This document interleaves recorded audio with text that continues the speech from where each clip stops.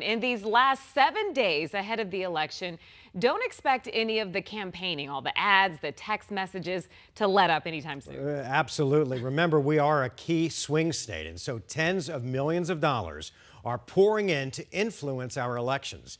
Tonight, 12 News journalist Katie Wilcox is analyzing the campaign finance data to find out which PAC is raising and outspending all the others in the state.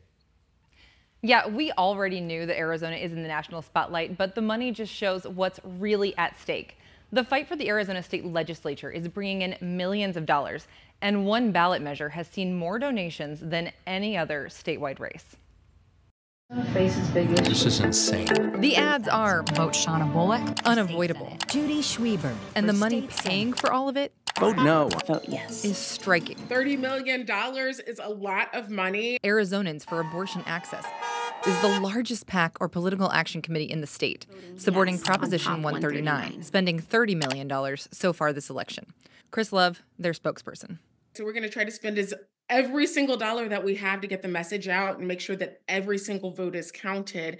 The opposing PAC, it goes too far, voting no. I am voting against Prop 139. has raised just a fraction of that cash and reported spending less than $1 million so far. Tim Mooney is senior counsel with Alliance for Justice in Washington. Some of the ballot measure campaigns that we see in Arizona, for instance, are breaking all sorts of different records. Like the Make Elections Fair PAC, reporting spending $13 million so far to support Proposition 140. Let independents vote. With minimal opposition. Vote no on Prop 140 ranked choice voting. Then, of course, every year the money gets bigger and bigger.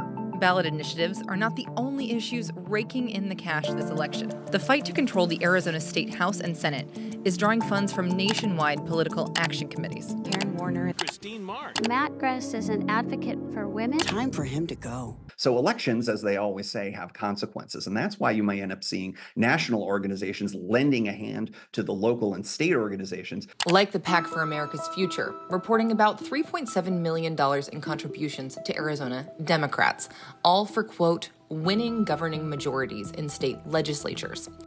Right now, Republicans control both the House and Senate by just 2 seats each.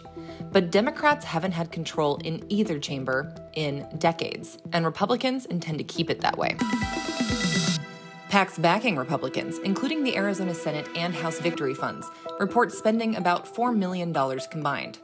A spokesperson for the Senate Victory Fund said they're focused on spending money to protect and win the most competitive seats. I think as long as there are elections, we are going to have influence on elections. And if it's influence on elections, it's going to be money. All right, Katie, so how does this compare to previous elections propositions compared to what's being spent on this election? Sure. So I went back and looked at a few. This ranks probably the second highest that I could find. And, you know, you think back to maybe the marijuana initiative. That raised about $6 million.